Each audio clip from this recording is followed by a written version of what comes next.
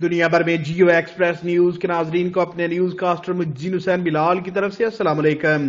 خبر شامل کرتے ہیں میرپور آزاد کشمیر سے، جہاں سلار جم کے پہلوان ظہیر خان کنگ نے یونین کونسل نواں گراں میں منعقد ہونے والے ویٹ لفٹنگ مقابلے میں 9.25 من وزن اٹھا کر نیا ریکارڈ قائم کر دیا۔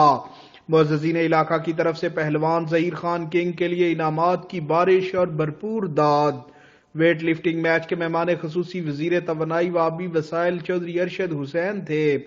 سلار جم کے آنر راجہ نعیم اکبر، استاد پہلوان ولی خان، کوچ پہلوان فراز حیدر شاہ، سرپرست چیئرمین مرزا مظفر نے کہا کہ پہلوان ظہیر خان کنگ نے سالار جم پنڈی سبھروال اور پورے علاقے کا سر فخر سے بلند کر دیا۔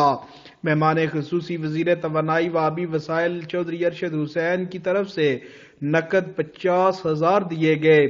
سالار جم کے آنر راجہ نعیم اکبر نے ہونڈا 125 راشد قادری کی طرف سے CD70 موٹر سائیکل، صدر غازی خان، ٹھیکیدار غلام خان اور مرزا نمبردار رب نواز مظفر نے 1 لاکھ روپے انعام دیا۔